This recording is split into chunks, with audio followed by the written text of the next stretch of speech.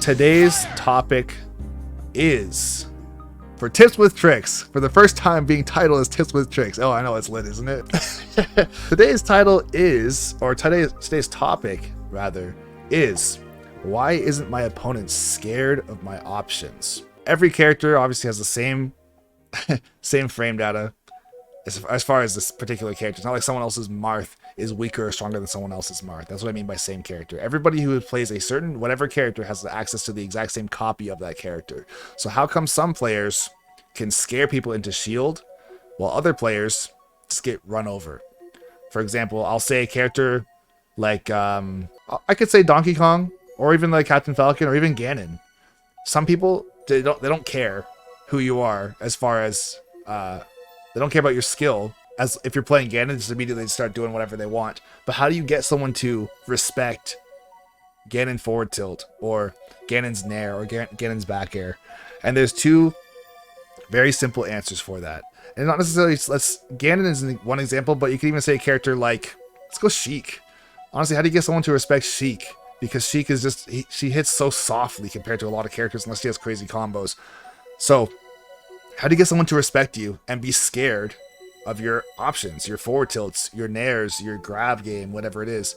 The answer is, number one, this is the most important thing, hands down, is you have to be fully optimized with your character as far as your combo game or your follow-up game. So whatever you hit somebody with, you're getting the absolute most bang for your buck on whatever it is. So for example, if you're playing, we'll say Sheik, if you do a combo that is down tilt into fair, and that's it, it's not a very devastating punish. And if your opponent sees that your punish game is not that crazy, this is going to be on your opening combo at 0%, first stock, first game fighting this person. If you just do like down tilt into fair, and that's it, it's like, okay, I guess that was good, but not really at all. But if your opening combo is something like down tilt into dash grab, into forward throw, into short hop fair onto a platform, fall through the platform, up air drag down into a regrab, into forward throw, into double or short hop bouncing fish, and take them across the entire stage to like 50%, all of a sudden they're fucking scared, bro. They're like, yo, what the hell? That was insane. So that's gonna be number one, optimizing and being able to perfect your combos. That's number one.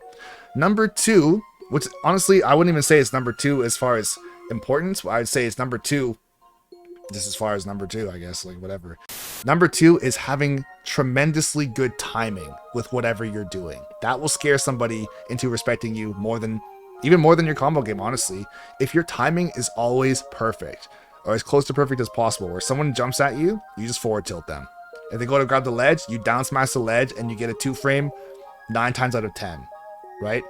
If you have really good timing, people won't just jump in on your shield because they know you're gonna mess up, right? If you can make someone respect you and fear your options by demanding or commanding respect by saying, hey, if you mess up, I know exactly what to do and I'm not gonna mess up. If you land on my shield, and I play Lucina, for example, or Marth, if you land on my shield, I'm going to up the other shield and face the right way every single time.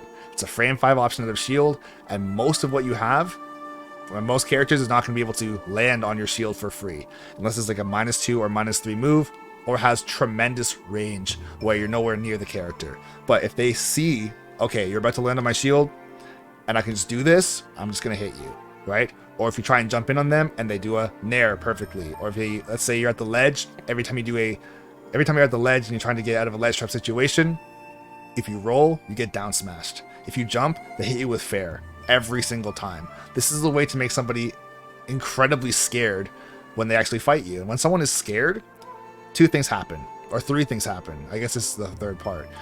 Hesitation on their options. Also, a lot of shielding and jumping away or air dodging. So those 2 things alone are going to make them throw out a lot less attacks right away, right? So if you can make someone scared, not necessarily by your devastating combo game per se, but more so the timing of your attacks, all of a sudden, you're getting more openings, you're getting more grabs, you're catching people doing dumb stuff, like rolling in, rolling out, jumping. I guess the hesitation is one thing, but also a subcategory within hesitation would also be, what's the word? Not more hesitation. He's wrong, he's drunk. It's not hesitation again. Bruh, I've been streaming for 7 hours, please. Besides hesitation, the other thing would be uncertainty, to say, I don't know what to do to get past this guy. I don't know if I should jump or roll or hold shield or whatever. And then that's where they just start to try things. This is almost somebody figuring out a matchup at a new level, because it's like, oh, I thought I knew how to fight Captain Falcon. It's like, not this Captain Falcon, because everything you do is wrong. Because my timing is good, my combo game is outrageous, and now you're scared. If you can make your opponent play uncertain and have hesitation, and also get them to turtle, this is going to open up your game tremendously. And this all starts with your opening set of moves or opening combo, which is, if you have tremendous timing, catching with forward tilts, dash attacks, getting your grabs, having a crazy combo game if you're playing Sheik or Pikachu or Peach or Falco or whoever it might be, Falcon. If you can get a serious grab on somebody or a serious combo starter and actually get the absolute most out of it, soak or wring as much out of it as you possibly can, to say, I'm going to get a grab and I'm getting 60% at least, and you're going to be off stage. Right away, moving forward into the rest of the game or rest of the set, things will mentally start to shift for your opponent, where it's like, now, if they're genuinely scared of making a mistake because clearly you know how to combo with your character and you have good timing, you're going to have way more stage control immediately, because they're going to just run to the corner or put themselves on the platform or try to poke from an incredibly safe distance right away. That's going to be the first thing, is having way more stage control. Also, you're going to have your opponent be way more fearful of edge guarding or ledge trapping you, because if they get reversed at the ledge and now they're off stage with very tremendously good timing, you're catching them with 2 frames, you're going off stage and you're getting your fairs or your back airs or your down airs. It's not necessarily super fancy, but it's more so the fact at all that when they're off stage, you don't miss. You just don't miss. I understand playing online is a whole other story, but we're talking in the grand scheme of Smash Ultimate as a whole. If you're playing online, yes, there's things to worry about, but I'm saying offline or in a perfect situation where you are threading the needle on a lot of your punishes and you're not messing up. So right away, you just get so much control over your opponent because, like I said, they're scared. They won't go off stage, because if they mess up, if you get to the stage for free, now you get a chance to edge guard or ledge trap them and you don't mess up, right? So if there's anything to take away as far as how to scare your opponent and make them be afraid of your options, it boils down to timing. Good timing can be the difference between something that is busted versus something that is laughable because you're making mistakes all the time. So you might even choose the right option, technically. Like, let's say you should have gone for a grab, but you were too late, so they spot dodged. Or you should have gone for a forward tilt, but you're too late, and they rolled away or jumped away or they shielded, versus you could have just got this punish and potentially killed them. So this is going to be bonus question. I don't know, I guess. So the bonus question is, how do you decide when to go for a hard punish or optimal combo to scare your opponent versus choose to drop part of the combo to recognize their habits? So this is a good question. For me, opening combo, first stock, first game in a real set, I'm going to try and do my proper combo. I'm not going to try and drop my absolute first combo. So for example, I've talked about it in the past with other videos where I'm playing Falco and I'll just do up tilt into do nothing, right? However, for me, I'm going to try and do an active hop combo and end it with a fair off the side, get my 56% or 56.7 or whatever it is, how many hits you get on, depending on how many hits you get on fair. I'm going to try and do that to strike fear in them immediately and have them be like, bruh, I got grabbed once and now I'm half dead. That's the first thing I'm going to do. But I'm also going to pay attention to 2 things during the combo. Did they lose their jump during the combo, because you can jump during true combos since your double jump does come out on frame 1? Or did they air dodge at the end of the combo? Like once they're off stage, they air dodge away because they're holding air dodge the entire time and they have no idea when this combo is going to end. So there's one place where I can try and find their habit, and I'm going to use that information for the future to say, okay, I know that you like to air dodge because at the very end of this, you air dodged and you're way up high and you don't want to waste your jump, but you're trying to get out of this the entire time. So I get why you air dodge. Then in the future, I'm going to drop combos, but really set up a read or a frame trap to say I'm going to do up tilt, dash away, F smash. I know you're going to air dodge because you've air dodged before. Of course, it's not going to be in rapid succession. A lot of other things are going to happen within the game before that happens. But if I see that, if I see that air dodge come out, I'm going to pay attention to the fact that they air dodged rather than jumped.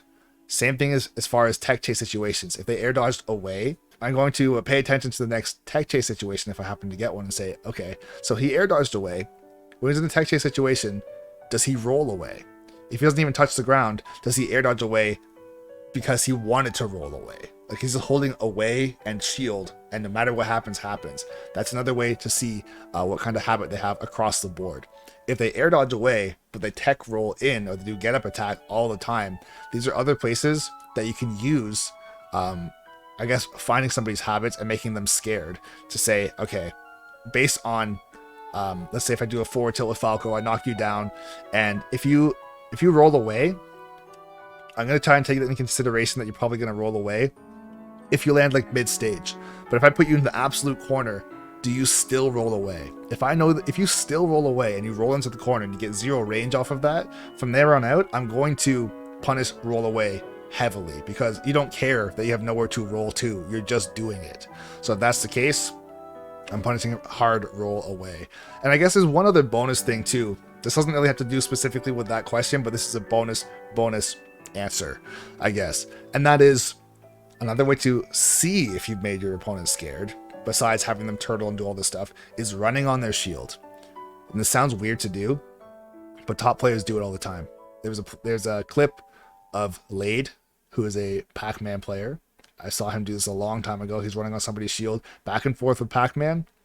It's like run into the shield, back away, run into the shield, back away, run into the shield, up smash, and got the kill because the person in shield just held shield, didn't do anything because they're clearly in fear. It's like, yes, you're at death percent. You're also respecting the fact that the other player is quite good, and they've demonstrated that through their reputation, sure, but also the ability to optimize their character, have solid follow-ups, have solid combos, and have solid timing, right? The other one that I've seen done a lot is Tilde's on the same thing as well. He'll do the same thing where he will run on your shield for a very long time, and then he'll just jump in back air. And if you jump out of shield as a way of escaping, he crosses you up and you just die. Or he'll do the same thing, run on your shield and up smash.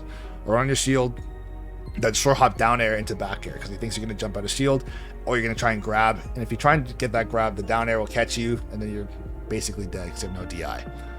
So that is another way to just see if someone is scared. I wouldn't necessarily say that this is something that you want to test out all the time. I wouldn't say, oh, just run on every single person's shield always. But if you get to be good enough with your character, and you do happen to play a best of 5, or you're playing with a friend and you're practicing or whatever, or you're playing with somebody new who just randomly challenges you, whether it's in Discord or on Twitter or whatever it might be an IRL friend, something like that, then feel free to try that out. Try running on someone's shield. I also have a video on that as well. I could link that in the description if you guys want to see some more examples of how it works or why it works. I have an example of me doing it to a ZSS player, just running on their shield, and then after like a second and a half just down smashing and killing them. And it wasn't a shield poke either. They dropped shield, tried to roll or jump or something like that. And with that, that is going to be the first ever Tips with Trixx. Can I say that? Shit, bro. It's so cringy to say, but we're going to just run with it, guys. It is what it is. Yeah, we're going to have daily videos at this point. Daily videos, so every single day. If you guys have not come to the stream yet, I don't know what you're doing with your life. I should have said it at the beginning of this video already, but I'm going to say it now and pretend that it's at the beginning.